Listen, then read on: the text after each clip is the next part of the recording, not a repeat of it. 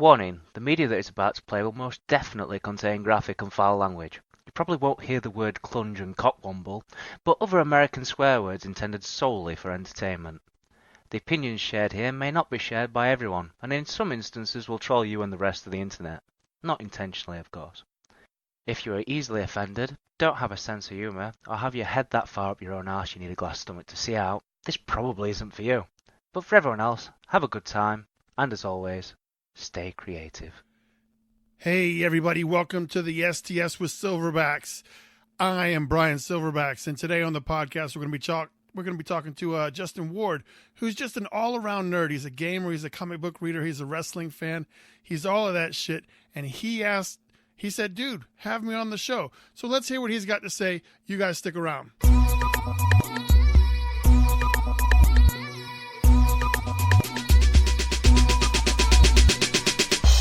What's up, Justin? How you doing?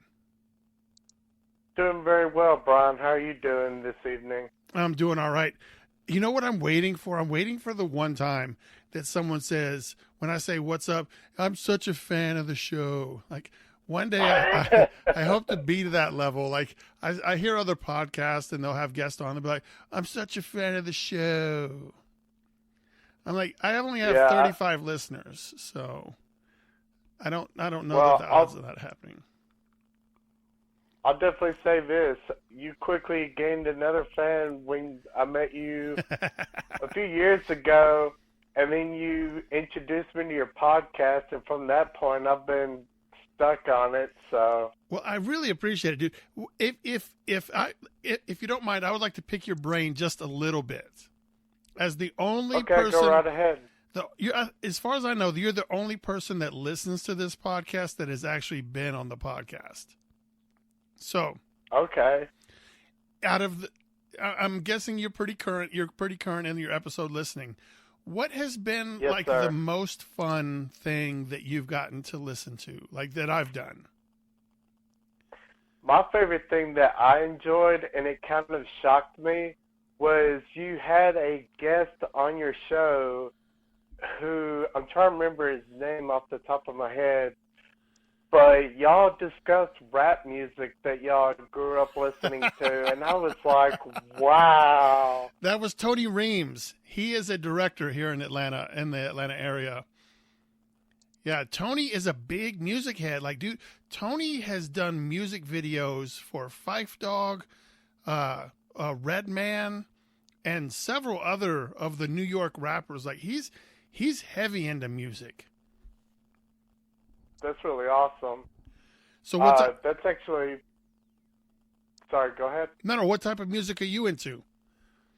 Oh, at the moment, I listen to a little bit of anything, but lately, because of a friend of mine bringing up rap music, including yourself, he's like, hey, do you remember Mr. Pookie from Dallas? And I was like, no, it's been a while. So I turned it on, and I'm a big fan of Spotify. Okay. So they started recommending all these other people, and I asked that same friend, I was like, hey, what happened to 3 6 Mafia and all these groups from like the 90s and early 2000s? He's like, dude, they got old and retired. I was like, don't tell me that. Yeah, like 8-Ball and MJG. I heard 8-Ball and MJG, or at least MJG just did a concert. I think it was here in Atlanta sometime.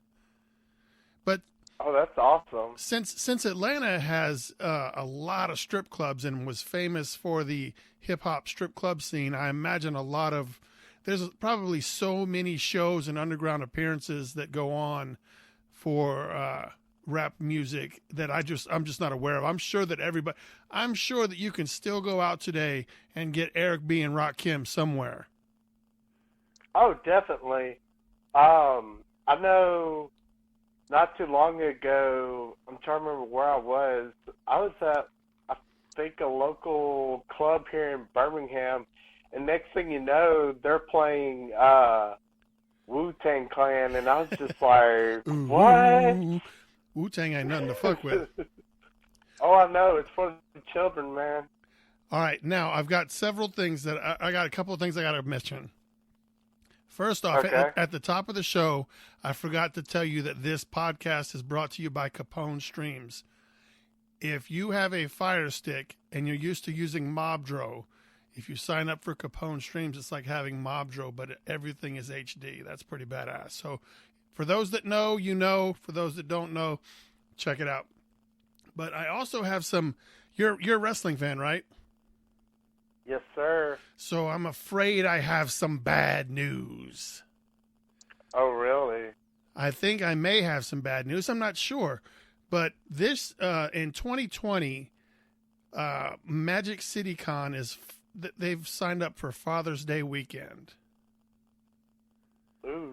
Well, I mean, honestly, for those guys out there who are fathers, that's a pretty sick gift that they could receive from their kids as a trip to that convention. I love that event. No. I am 100%. I love Magic City Con with all of my hearts, as if I'm a fucking guy with 3 hearts, but with all of my heart. But every Father's Day weekend, there is a huge convention in North Carolina. And this convention, Oh, really? and every Father's Day weekend in North Carolina, there's what's called Heroes Con in North Carolina. Mm-hmm. And this is a virtual who's who in the comic book industry. This isn't a fandom convention. This isn't like a super huge cosplay contest. This isn't, we've got actors here. The Heroes Con that goes on Father's Day is comic book people, comic book creators. It's a huge comic book show. With that being Is said, this kind of like? no, go ahead. Go ahead. No, you go ahead with Is your this question. Is this a lot like Wizard World? Because a friend of mine was telling me about it.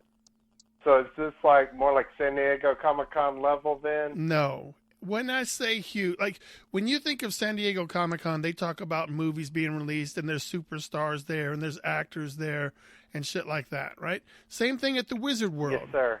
Same thing at Magic City. They've got Ming. They've got some actors there.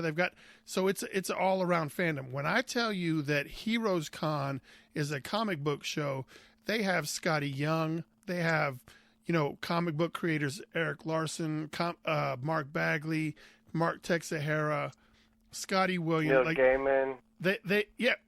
Who knows who shows up? But with their guest list is a who's who of legends in the comic book field. There's no. That's awesome. You're not going to catch any actors with. There's not going to be any actors. What I'm saying is, so this show is designed for comic book people. And the reason I bring that up is because they're both going to fall on Father's Day weekend in 2020. And I have found myself in a position to where I am a little bit more, I'm gaining some steam, like not much, like just like a little puff of steam,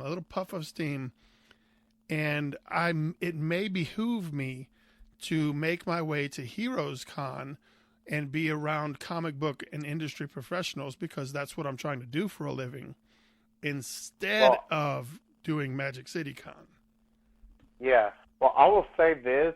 First thing for those listeners out there, Bryan recently got a box marked with Punisher and Agents of S.H.I.E.L.D. on it. It's a project he's working on. And for those fans out there, like Jamie and everybody at Magic City Con, love them to death, all great people. But Bryan, as a fan of your work and as a friend of yours, I recommend going to this other event because it sounds like it will heavily push you in the right direction. I'm going to be tentative with it. And thank you for the kind words also, Justin, by the way. Since I work for Scout Comics is out of Florida, and if Scout Comics invites me to their booth at the Heroes Convention, like Bryan can't afford to go to Heroes Convention on his own. The Heroes Con is, I'm going to lose money because I'm still very, very, very, very, very, very low on the totem pole of comic book stuff, right? So Mhm. if I have to pay for my own table and pay for my hotel room and pay for all of my expenses, then I have that much more money to make up in sales to not go in the hole for doing the event. So Oh yeah, I if completely understand. if I go to Heroes Con, I'll only be able to afford it if Scout Comics, my employer, ask me to be a guest at their table or to do a signing for the many books that I've done for them by the time that rolls around. So it's going to be a last minute decision, but I do promise you, Justin, that I do want to be in Birmingham. And I talked to Jamie the other day and I was like, Jamie, you guys did Father's Day weekend. What are you trying to do to me? Like that puts me in a bind. And she Yeah. said it's the availability of the hotel that pushed them into that Father's Day weekend. And she will do, not for my sake, but she will do her best to make sure that it doesn't fall on Father's Day weekend again.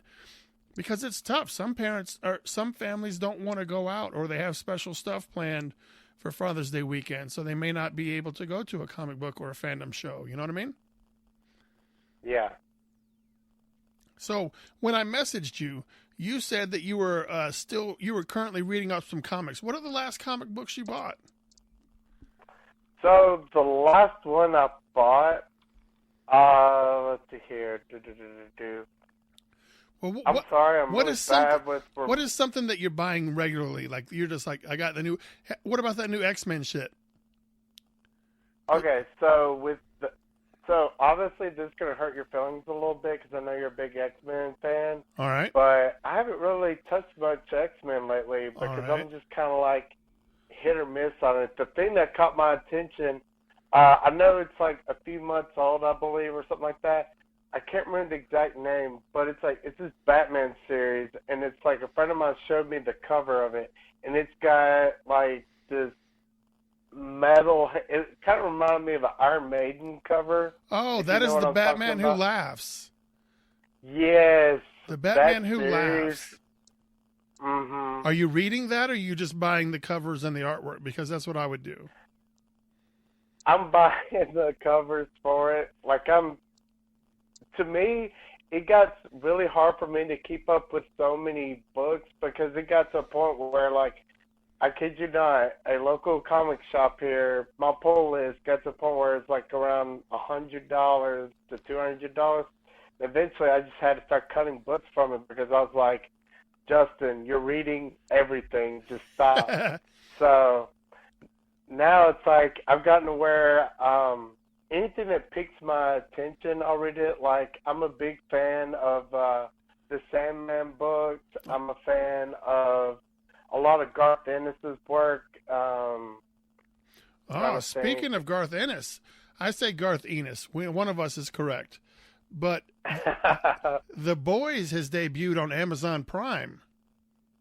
Love it. Great show. Now, highly recommend it. Did you read The Boys comic book prior to watching the show?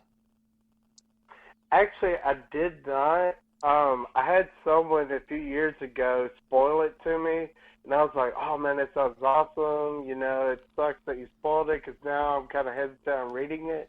But now that the show's out, I'm like, well, I need to go read it now because I feel like there's so much material that they probably cut from it.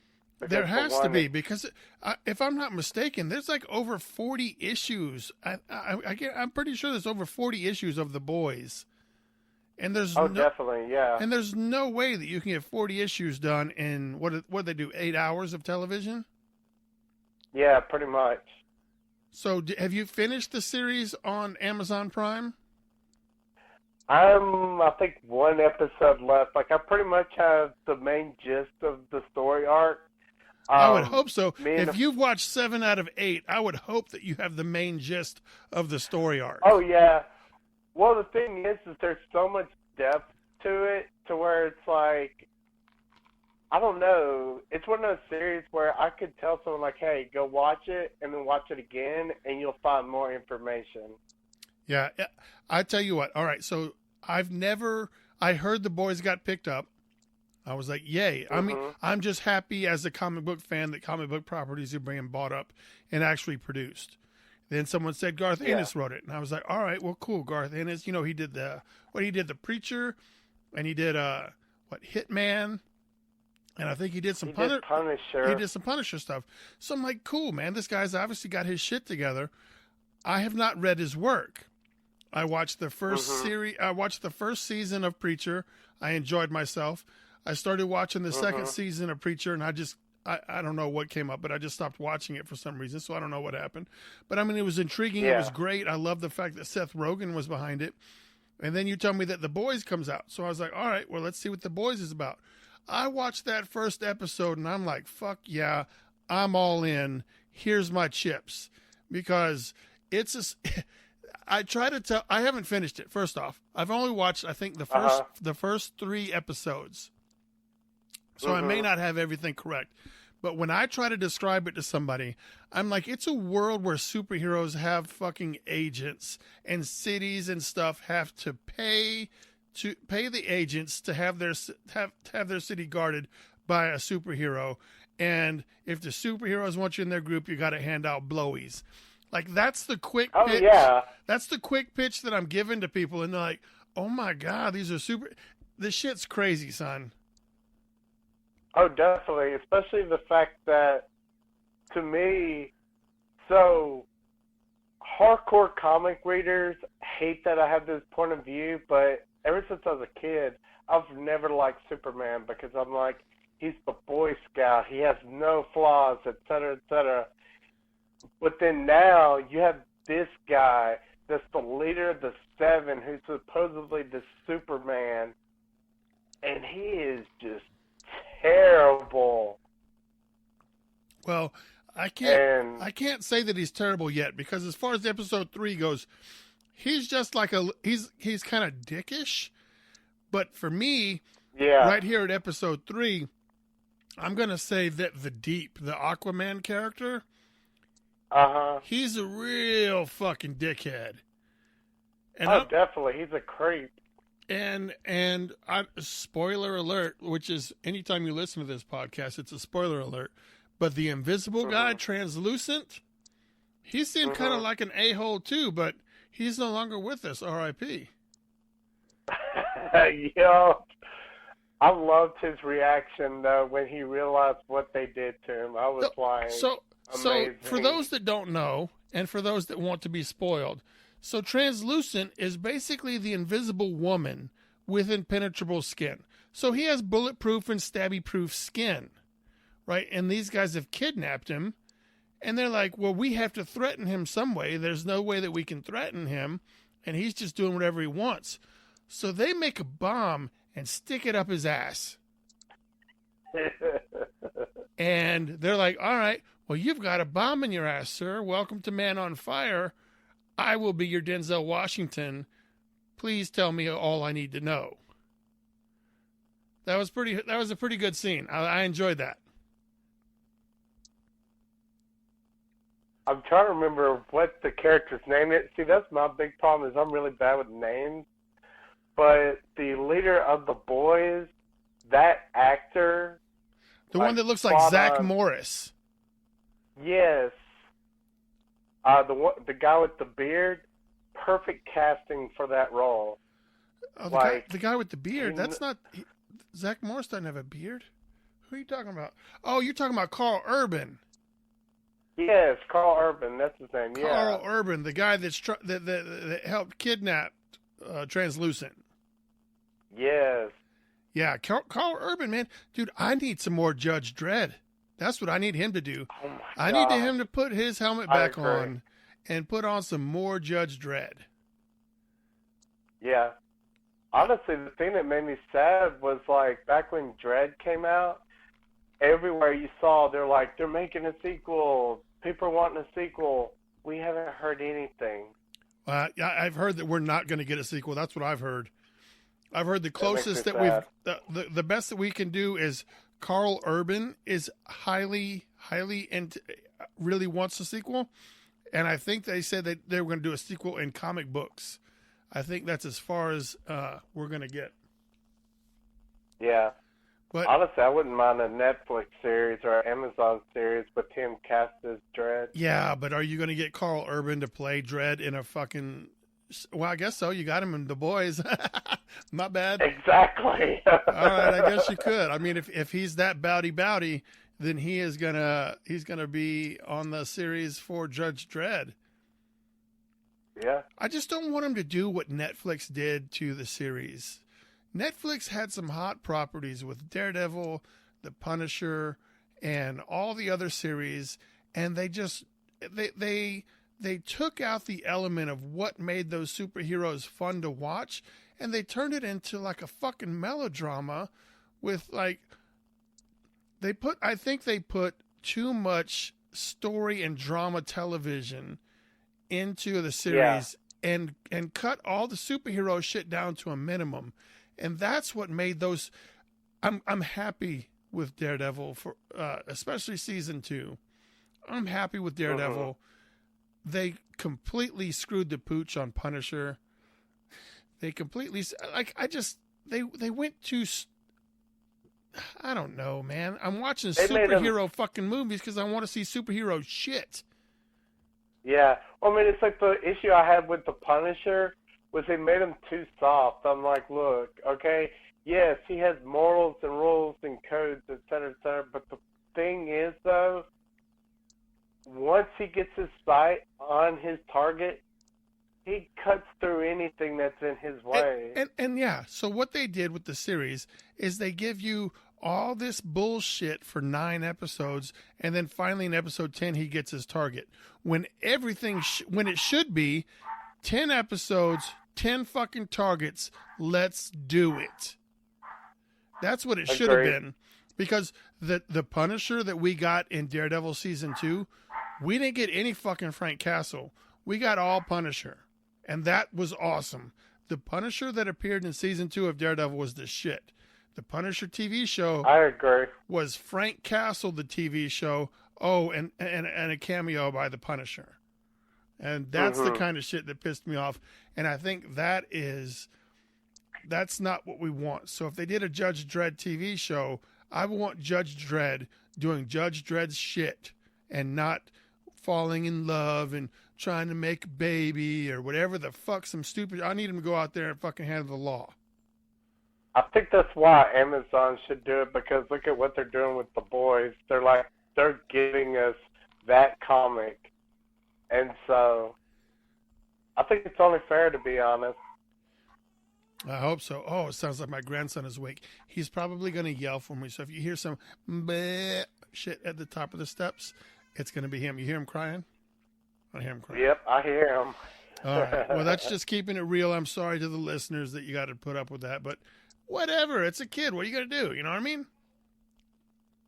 Oh, definitely. So what series of comic books are you reading? Like what has your interest at the moment other than The Boys? Like, are there any comic books? Comic books, not necessarily. I mainly get trades. All right. What about? Do you have that way I don't have to wait? Do you have Metal Shark Bro Volume 1? I actually meant to pick up a copy from you at the show. Well, see, I only have issue 1, but there is a complete trade. Like, there is a trade version of the comic.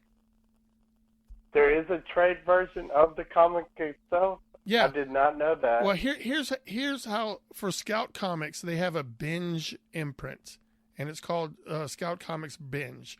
What they do is they release they release issue 1 with a couple of covers, and then like 30 days later, they drop the whole trade paperback. So it's only one issue to kind of see if you're interested, and then the next month they drop the trade paperback for like $15 or $12 or something like that. So my Metal Shark Bro was one issue, and then the trade came out like the following month. That's awesome. I actually like that idea, because for readers like myself, it's like I don't want to have to wait on a bunch of comics. I'd rather just have it in book form. That way I can read all the material I want. Yeah.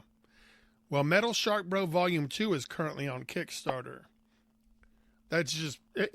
The Well, only I reason I bring definitely it need up to is because jump on that. it's in my zeitgeist. Like it's just I'm aware of it. I'm sure there's a bunch of great shit on Kickstarter, but I know that I was a part of Metal Shark Bro Volume 1 for Scout. And what happens is these guys do the Kickstarters on Scout, or they do the Kickstarters, right? Get all these backers and put all this book up. And then Scout says, "Oh shit, a lot of people like them." So Scout will pick up the title and put it out to an even larger audience. So these Oh, that's really cool. yeah, so that's kind of what they're doing with this, and I think it's great. I also did a cover recently for was it Isles of Elsbar or Heirs of? Are you talking about the one with the two guys on the cover that have the No, same face? no, I'm talking about this is an independent comic. It's like Heirs of Eiselberg or Eisel something. I don't know. Just Google the word Matt Knowles, and it'll pop up. He's got a Kickstarter going on currently, but the other comic that you're talking about is Midnight Vista. Yeah, that cover looked awesome. I was like, that's like some dark macabre looking stuff. All right, It so reminded me of no, keep going. Tell me what it reminded you of, because it's actually modeled after another image. so it reminded me. There's a movie that I saw as a kid. Oh, It has the gentleman from Lost Boys that played the leader of the vampire group. oh, was that It had Kiefer Sutherland? him. Yes, it had him as like this doctor who is used by these like elder thing people or whatever. It's kind of like a H.P. Lovecraft type movie, and they end up taking this guy's memories away from him and implant other memories. And it's like he's living in this like bubble world. It's like a giant machine, Oh, wow. but like everyone doesn't know. Like there's other people in it, and they don't realize that their lives are being controlled by these elder things, and it just blows my mind. All right, so that is not what I use for inspiration, but it is awesome that that's what it triggered in you. So the cover was actually a Men in Black. It's supposed to look like a Men in Black cover, Oh, that's really cool. because they're holding up the little nebulizer or the neutralizer or whatever it's called. I thought I recognized that. Okay. But here's the Because way. I was like, Here's the premise of the comic book, though. Check this out. uh-huh. So a boy gets abducted by aliens, taken up into space, and done all kinds of shit. And so he's legally declared dead because he's disappeared on Earth for over 5 years, right? So like 15 years later, or I don't know the exact number, but like 15 years later, he escapes from his alien captors and lands back on Earth naked, but everybody thinks he's dead. And so now the aliens are tracking him down. That sounds actually pretty awesome. So that's what Midnight Vista is going to be. And that's from Aftershock Comics. That comes out, I think, on the 4th or 5th of September. Okay, cool. In It your definitely local sounds comic like an book shop. awesome book.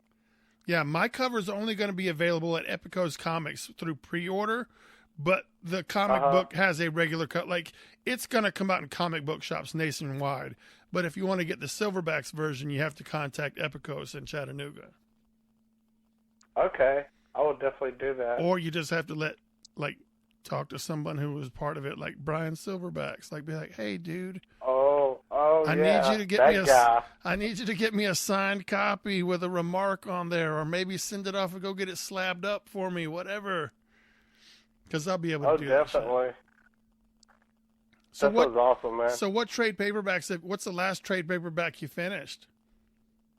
Okay, you're gonna laugh at me, but I decided to go back and revisit my childhood, All right. and I started reading Hellblazer again. Hellblazers. That's the John Constantine, right? Yes, sir. Now, have you watched That's, any of the television show?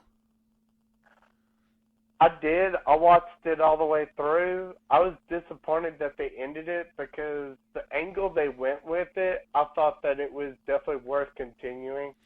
Yeah, I guess it just didn't have enough backers. But if I'm not mistaken, I think the actor that played John Constantine also showed up in the League of whatever the fuck. Legends of Tomorrow. Yeah, is that? I mean, that John Constantine showed up He's there a too, right? recurring. Yeah, he's a recurring character on that show. Do you watch that show?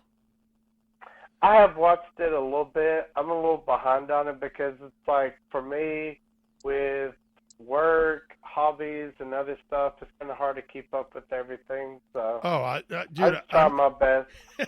I'm not putting you down. I wasn't trying to make light of it by any means. I was just curious if the Constantine I that you're familiar understand. with was still there. Oh, definitely. Yeah, it's the same gentleman. Honestly, I liked a lot of the angles they went with. There was one incident that happened on the show that was kind of like, that's not something Constantine would let happen, but okay. So, What'd you think about the Constantine movie? Have you watched that recently? with Keanu Reeves, Yeah. Keanu Reeves is awesome in that role. A lot of people are like, oh, I didn't like that movie. I'm like, you got to get past the comic book aspect of it and watch it for what it is. Oh, speaking of terrible comic book aspect, have you watched Hellboy? I cringed.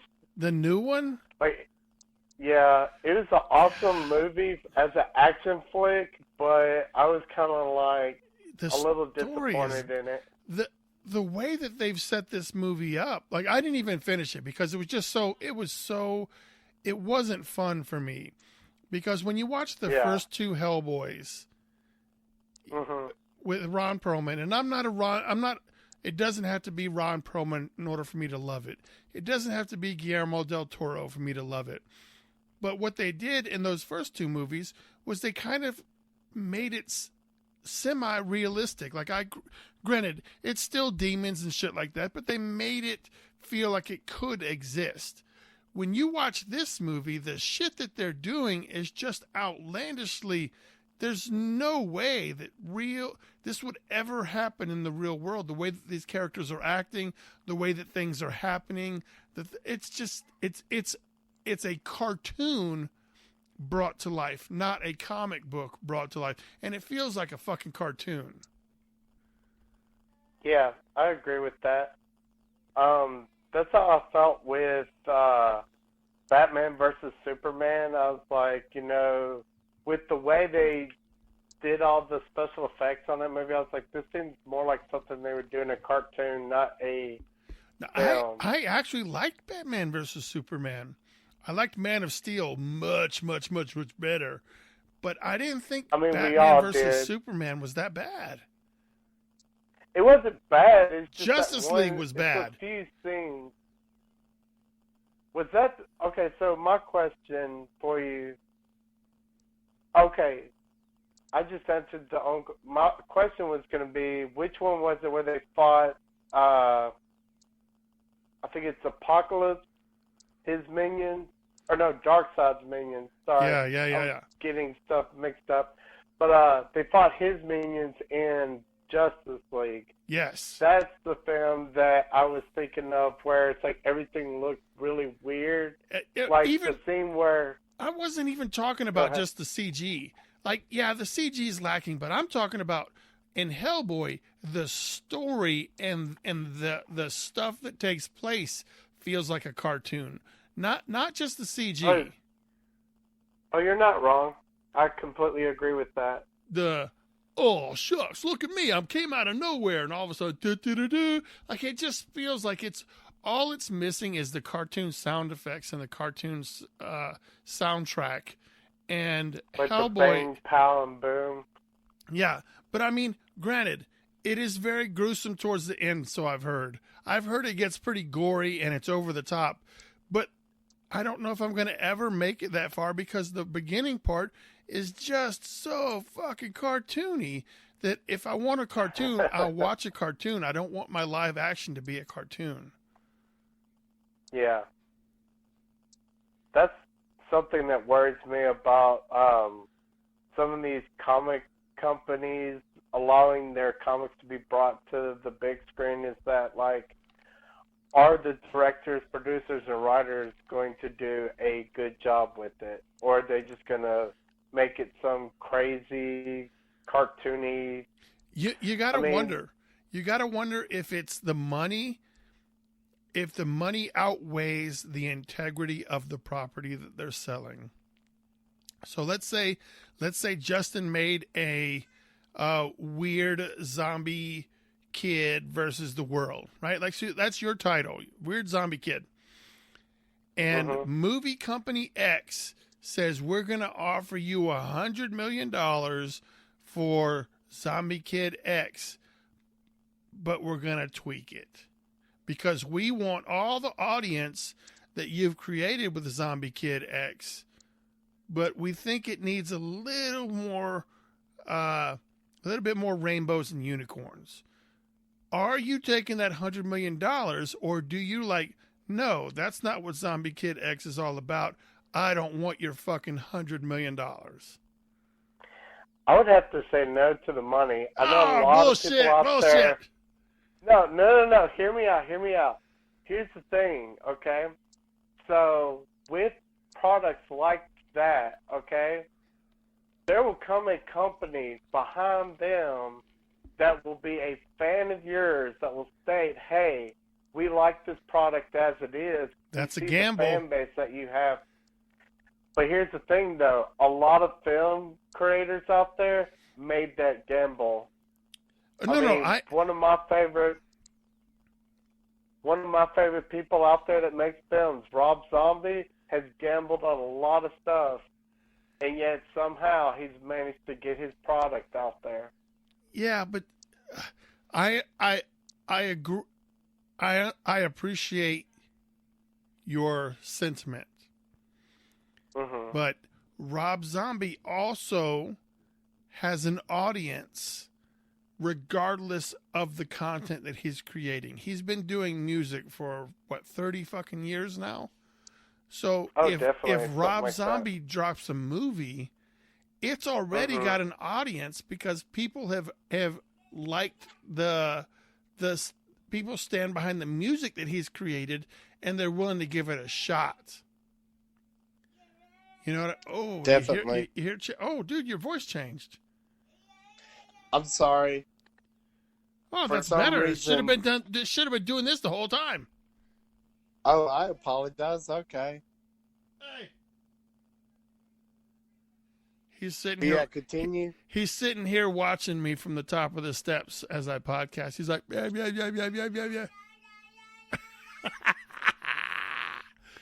No, so I don't know that Rob Zombie is a fair version for you to use as a measuring stick. Yeah, I apologize. It's just that's the first person that popped in my head. No. Dude, don't apologize. I mean, I understand. You want to maintain the integrity of your IP. And by IP, I mean, what is it? The intellectual property. The thing that you created, your baby, the thing that you made happen. Or what did I say? Zombie Kid X. You made Zombie Kid X, and you wrote 100 issues, and that's your heart and soul. And then you sell it, and then Company A wants to buy it, but they're like, we kind of like it, but we need it to be more updated. We need it to be less zombie and more rainbows. You're not going to take that check, and you're going to hold out that someone else is going to offer you $100 million. What if someone says we like it the way it is and we're only going to offer you $1 million? So now you've got $1 million to keep it the way it is, or $100 million, and we're going to butt fuck it and turn it into some kind of bastardization, but you're going to be rich. I mean, it comes down to, in all honesty, I think it's a time and place situation where it's if I'm early on, kind of mid career or something like that, say an example would be say if during the 80s they went to Stan Lee and was like, hey, we want to make a Spider-Man movie, but we're going to completely change oh, they did. It was terrible. Oh, they did? I don't know if it was I did Spider-Man, not know that. but in the 80s, they did a Lou Ferrigno. Daredevil, it was Daredevil, the Trial of the Incredible Hulk, I think took place in the 80s. You ever heard that movie? What? Are you talking about the one with Lou Ferrigno in it? And it's like there's a scene where the Hulk rages out in court. Yes, that and his lawyer was Matt Murdock, Daredevil. And Daredevil just that's wore a awesome. black suit. I didn't know that. But that in the 80s and 90s, in the 80s and 90s, Marvel was so broke that they were selling their properties off. That's why we got. That's why the old Fantastic Four movie that no one ever saw, that is on YouTube. That was it. Roger Corman, Fantastic Four movie. That's why Marvel doesn't have the rights to Spider-Man. Marvel doesn't have the rights to the Hulk. Marvel just got the rights back to the X-Men because in the 90s they were selling off the rights to their stuff because they were going broke. That's why they did that. So they held out for the gamble and it backfired.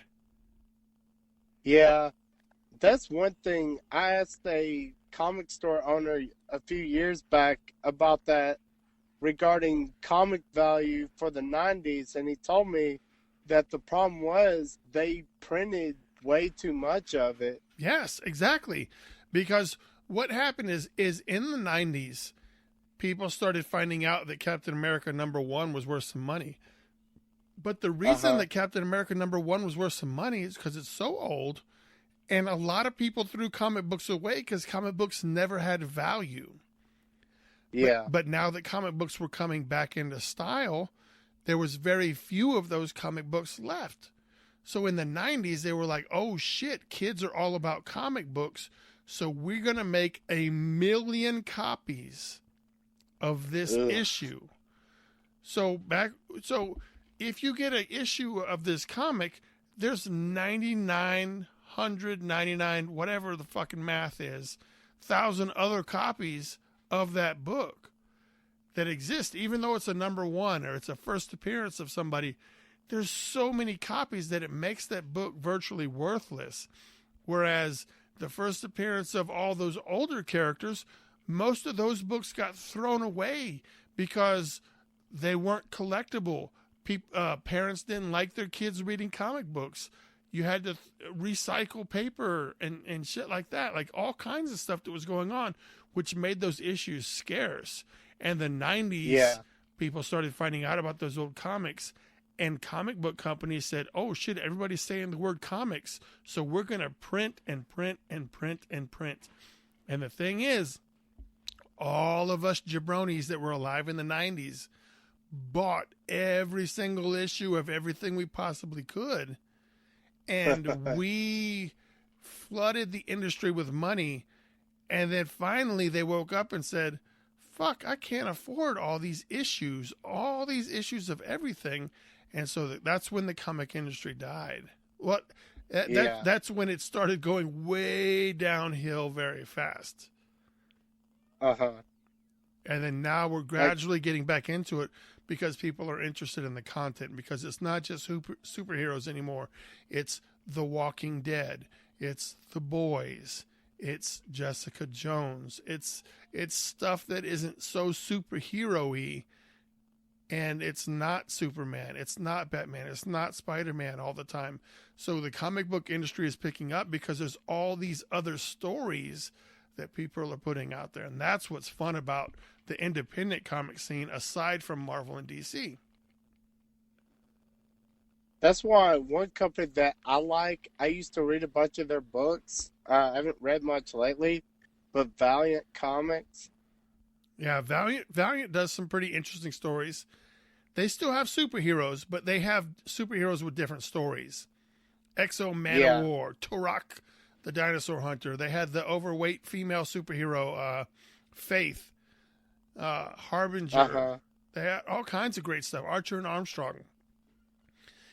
But now, let's say you're a creator, you're an independent creator, and you just have this story that you want to tell. It's only like 4 issues, and you've created a character, and you just got this one little story you want to tell.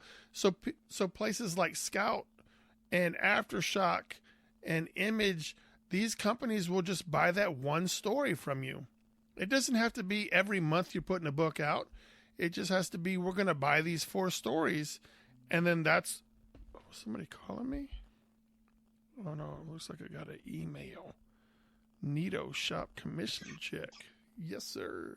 But so that's what makes it cool now, is that anybody, you, me, whoever, Todd McFarlane, big guy, small guy, medium guy, never heard of guy, if you've got a story and it's complete and it's intriguing, you have the ability to sell it to some of these smaller companies that aren't going to sign you to a long-term contract. They're going to say, ooh, I like that story. Would you like to be published and put into comic book stores? 4 issues. Here's your 4 issues. Let's see what happens. And that is what's spawning all the creativity. And then that creativity is what's spawning comic book or movies and televisions and stuff, and getting stories that we haven't heard before. And that, to me, is what's awesome. Oh, definitely. That's why a big influence on my, I guess you could say, nerdism or whatever, All is right. Spawn. Spawn. When Man, hitting issue 300 coming up here. Oh, I know.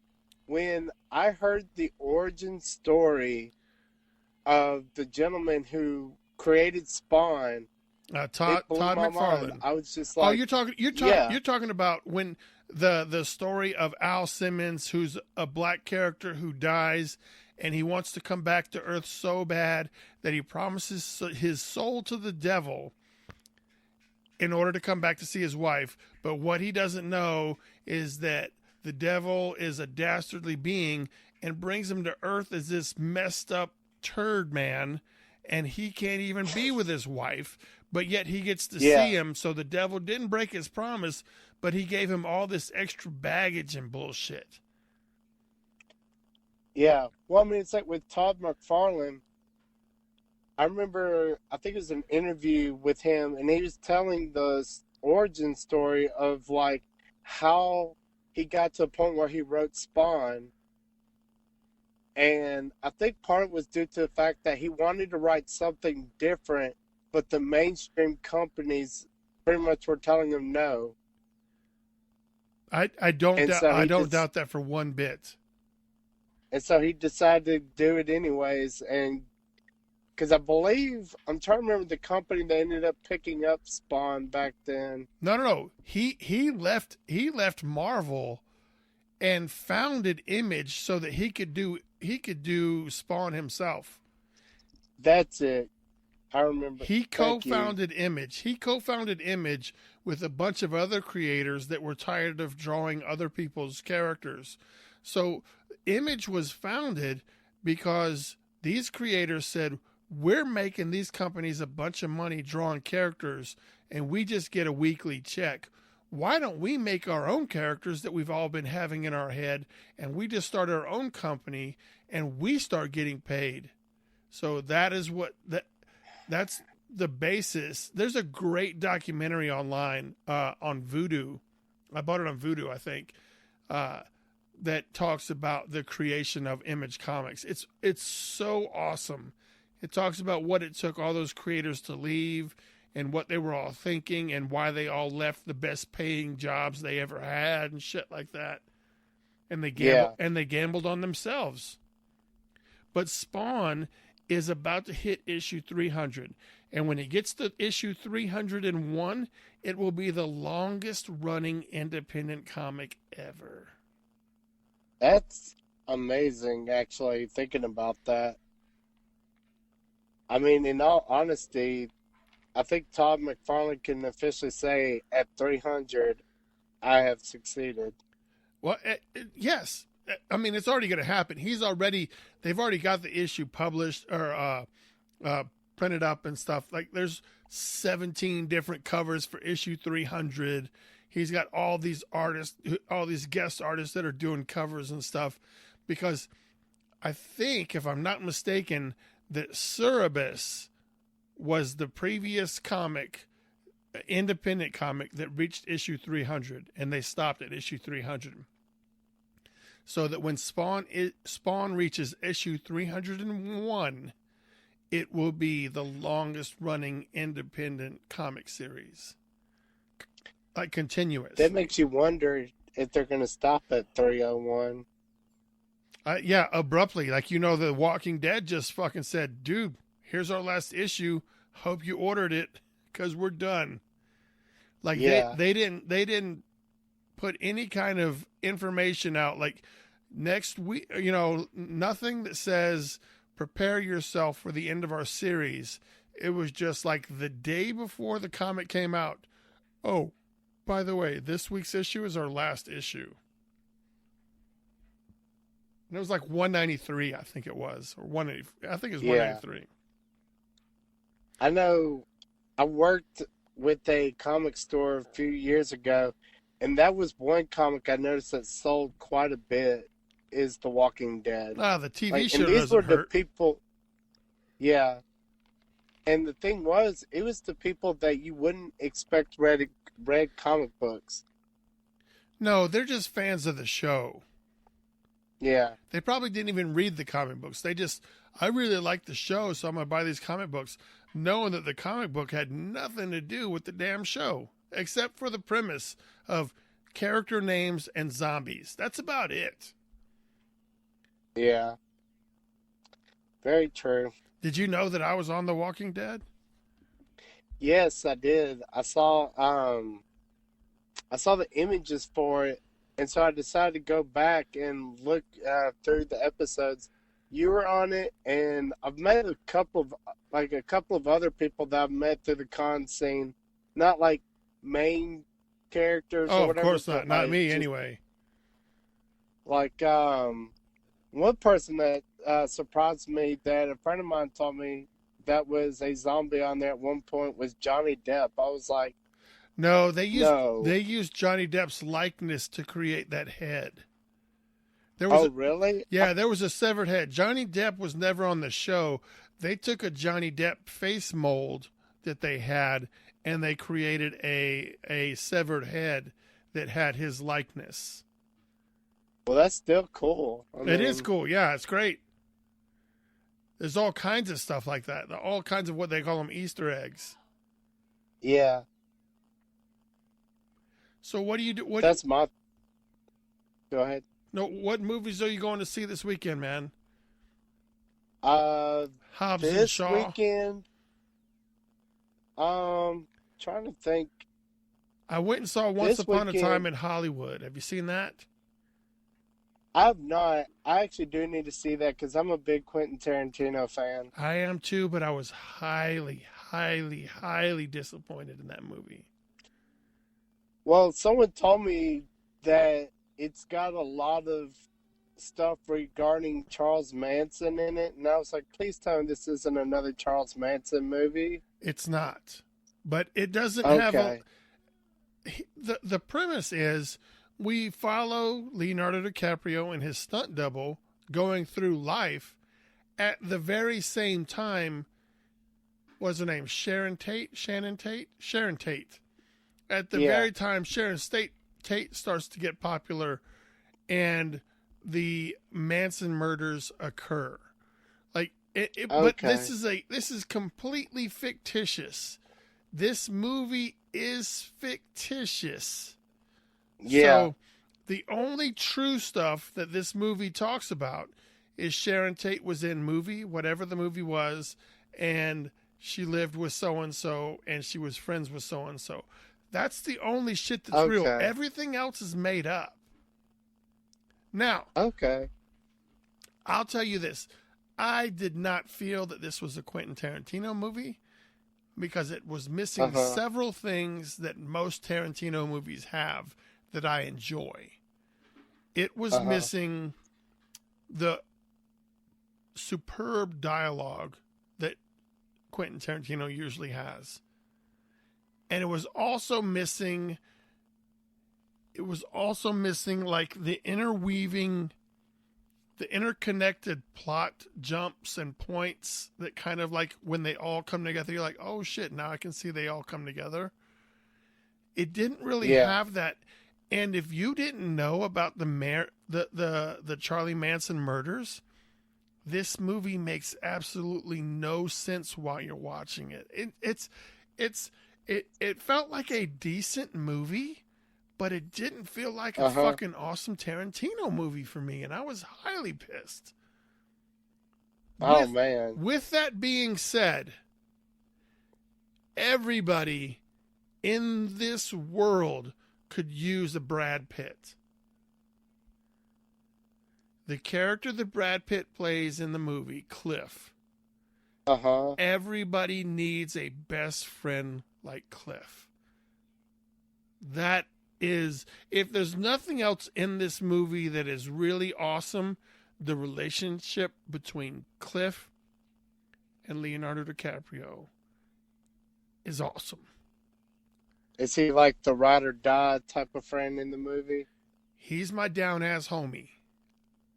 Oh, man. He's my Doc Holliday. He is my I got your back, don't worry about this. He's the wolf that you called in Pulp Fiction. You know what I'm saying? Like, he's that guy. Yeah. And it sounds like he saved the movie, honestly. You have to watch the movie, but granted, like, you're watching the movie wondering what the point of the movie is. Yeah. You know what I'm saying? Like, when you watch most movies, it's like, oh, someone stole my girlfriend. Hey, Bob, will you help me go get her back? And the whole movie is Guy and Bob trying to get his girlfriend back. That's the point of the movie. Or you've got, hey, they've stole the secret batteries to our world domination machine.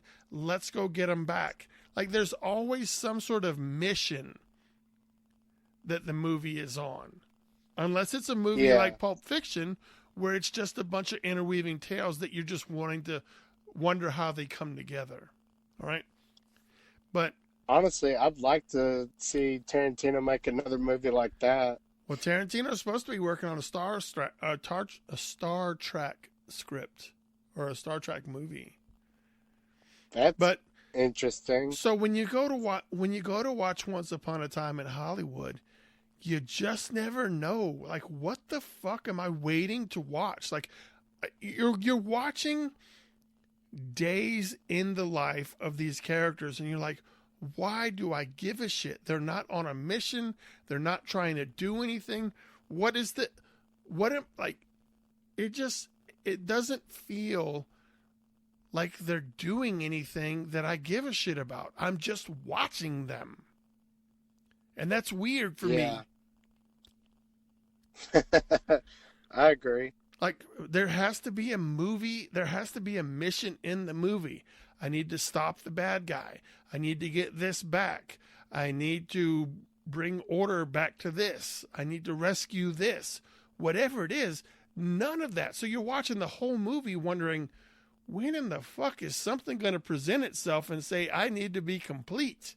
And you never get that. Not once do you get that. Unless you know that somebody died at the hands of Charlie Manson. And if you don't know that information going in, you're just going to sit there with your dick in your hand wondering, when the fuck can you start stroking? Yeah, you're not wrong. And another thing that was missing in this movie, as far as Tarantino movies go, there was hardly any violence, hardly any blood, hardly any gore. Not that you have to have that, but when I go to watch a Tarantino movie, I expect there to be great dialogue. I expect there to be a plot, and I expect there to be some fucking blood being thrown. Oh, definitely. Aside from the last fucking 20 minutes of the movie, almost zero violence. It's like you go to see... Honestly, when it comes to a Tarantino movie, you're going there for the story, and then you want to see people bleed. Yeah, well, dude, I'm going to tell you, though, when you do see people bleed in this movie, they fucking bleed. But it's the last 20 minutes of the movie, and like I said, everybody needs a Brad Pitt. Yeah. I'm not going to ruin everything because it's only a weekend, but so everybody needs a Brad Pitt. Yeah. But Hobbs and Shaw, I think, opens this weekend. I think some people went and saw it tonight or yesterday or something. That movie, I think, is going to be okay. Well, here's what I think. That movie knows that it's a crazy, nonsensical movie. Yeah. And so when people go to watch it, they know that they're watching not real shit. Much like the movie, much like the movie Crank. Have you ever watched the movie Crank? Oh, I love that movie. I love it too. It's one of my favorite fucking movies. Both of them. But there's no way that shit could ever happen in real life. Much like the Fast and Furious series. It started off kind of grounded. The first maybe 1 or 2 Fast and Furious movies were kind of grounded. But ever since they brought The Rock on, this shit's getting out of fucking control. These people are jumping out of helicopters and landing on the windshield and be like, yo, dog, what's up? Let me get in the driver's seat. And so I know that I'm getting some crazy, stupid, nonsensical action. But we live for that, though. But that's the thing. They embrace it. They know what they're going for, and they're doing it. So I think Hobbs and Shaw is going to be fun. I have a little bit of a bias because I'm a huge Rock fan. So, and I'm a huge Jason Statham fan. I watched like the first 3 the Transporter movies. I watched all 3 of them. I even started watching that crappy series that they did just because I like Jason Statham. And then I watched Crank, So I can't get enough. And I watched, The Expendables. So I'm all about the stupid action movie. And that's what I'm expecting when I go to see this. And I know I'm going to get it in spades. Yeah. I love it. I like the casting of Idris Elba in it, to be honest, as the villain. Oh, yeah, dude. Idris Elba. Like, I still have my fingers crossed that he's going to be the next James Bond. That'd be sweet. James Bond doesn't have to be white. I don't give a fuck. That dude's got the accent. Right. He's got the suave. He's got the good looks. He's got the ladies' panties creaming. He knows what he's doing. Yep. Yes, Idris Elba is a slick, smooth, suave son of a bitch. Have you ever seen the real Rock and Roller? You ever watch Rock and Roller? The I think I may Guy have Ritchie seen it. movie? Yeah. Yeah, man. Idris Elba is the man. Oh, definitely. My thing was, so I know the Stephen King fans out there are going to be mad about this comment, but him in Dark Tower was awesome. Dude, that movie was doo-doo. But Idris Elba was sweet. Idris Elba is awesome, but that movie was garbanzo. Oh, it's a dumpster fire. Yeah. Oh, guess what? I'm in a Stephen King show that's going to air on HBO. Ooh, what is it?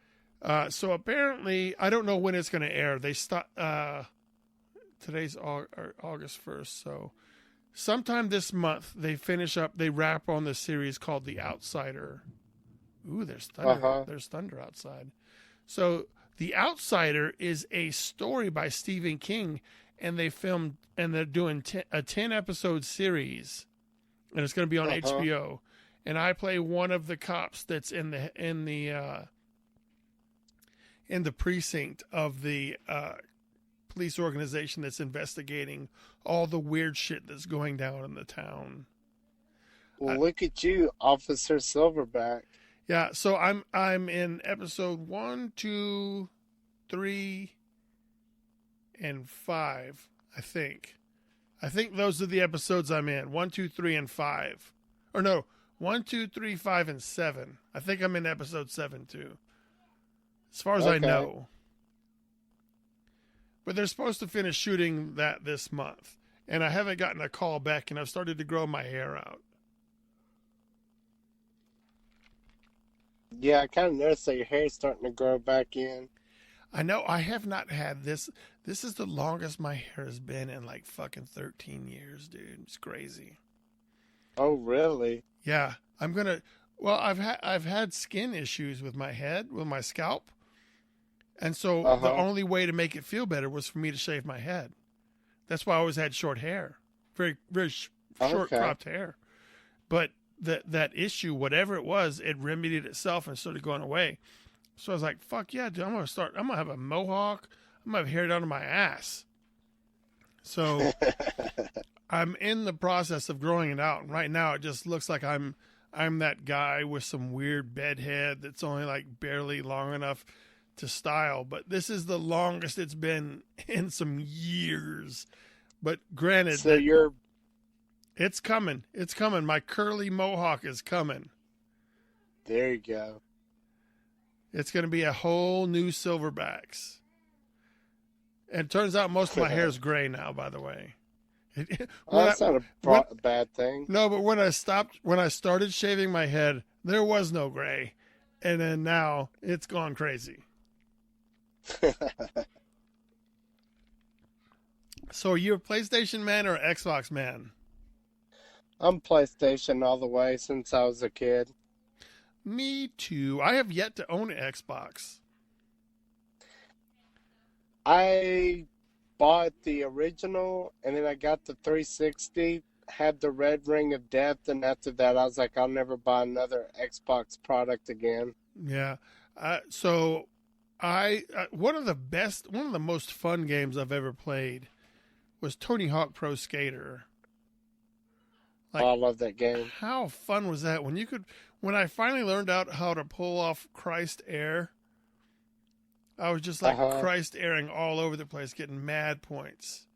Christ Air, Yep. Christ Air, Christ Air. All right. So I don't think, do you have anything that you like to push?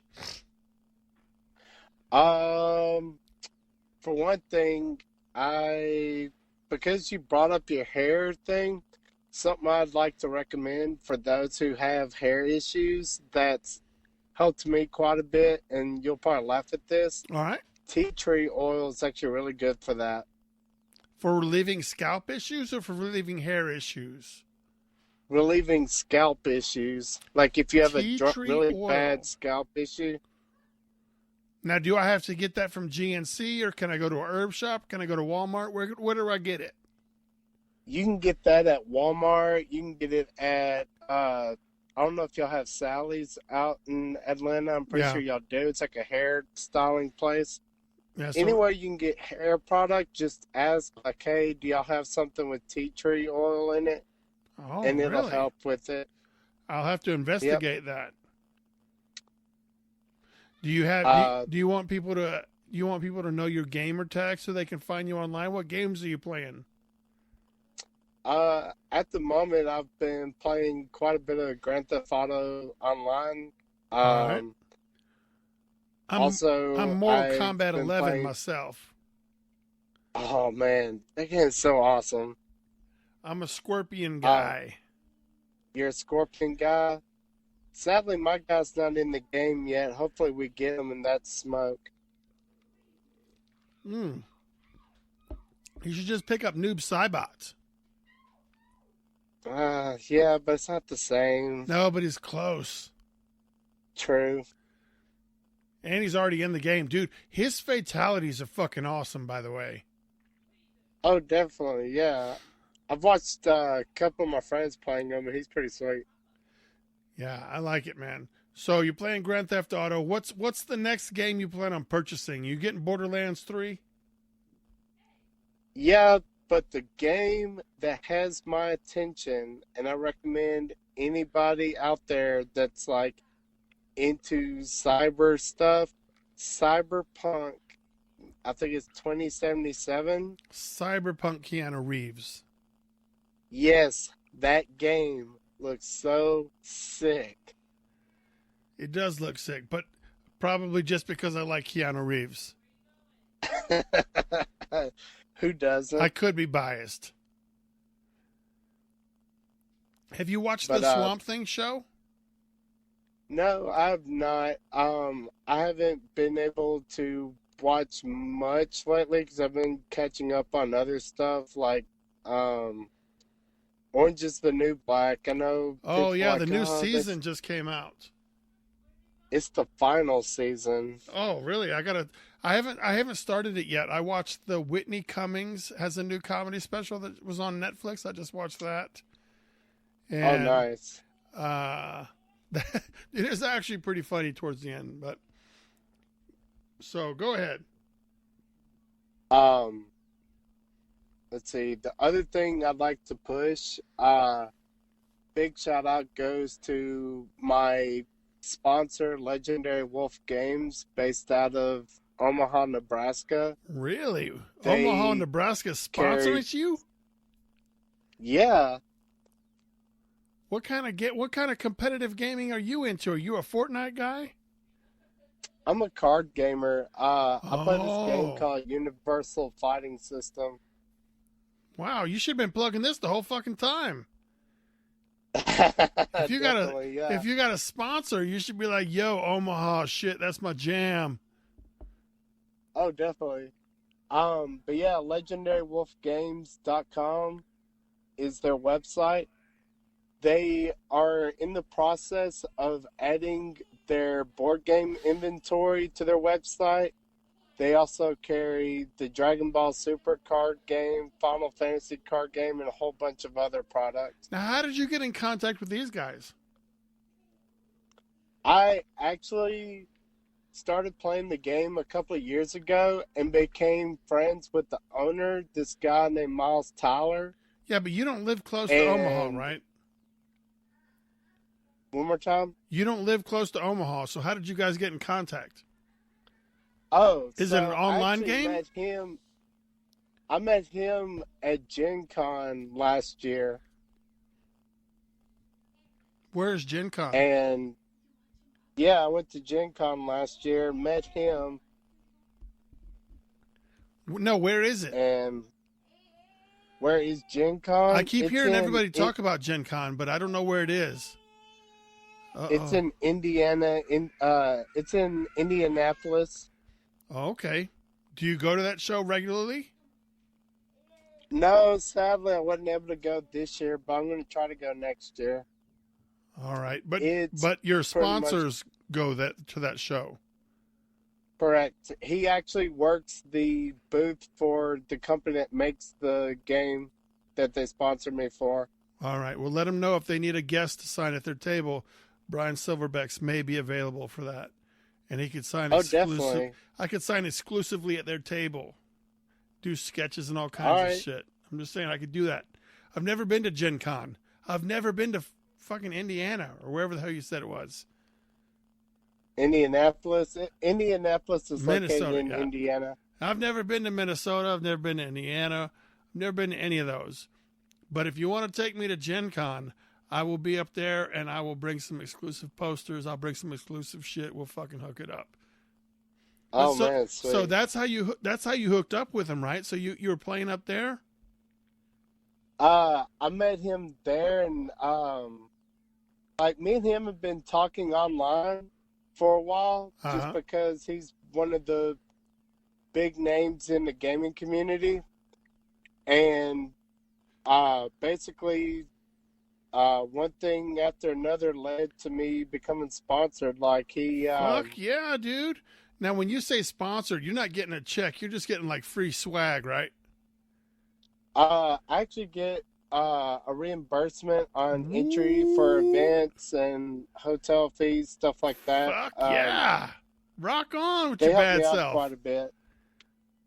Rock on with your bad self. Look at you. I didn't know none of that shit. Yeah.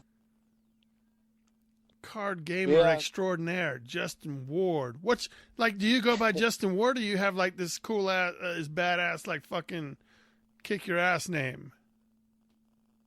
So my close friends call me Ward. So it's like either that or Phil, because my first name's Philip. So some of my friends call me Phil, some of them call me Ward. But So what do you want? Like, are you like Ward of fucking Ass Kickville, or do you have like a of Westeros? Like, do you have some sort of thing that goes with that to make it so people know who the fuck they just lost to? Well, I know it's like my gamer tag that I use is Electric Punk. So Ward the Electric Punk. That's it. You've just fixed the problem. Yeah. There it is. Ward the Electric Punk. You just been had by Ward the Electric Punk. Yeah. What's funny is a friend of mine asked me one day, he's like, where did you get that from? And I was like, the late great Wayne Static of Static X. So that's awesome. So any more final pushes before we sign off, sir? Not that I could think of. I'd like to give a push for Bryan SilverBax, though. Yes, that is always welcome. You know what? I'm going to go ahead and push myself. So if you like my stuff, go to silverbax.com. That I'm rebuilding it right now, so it's in the middle. It's construction phase. But it'll take you to all my social media. It'll take you to the podcast where you can follow STS with Silverbacks on any platform, whether it be iTunes, iHeartRadio, Spotify, all the cool shit. You can find STS with Silverbacks. You can find Bryan SilverBax on social media. Just type in Bryan SilverBax. And all that said, all I want y'all to do is stay creative. It's only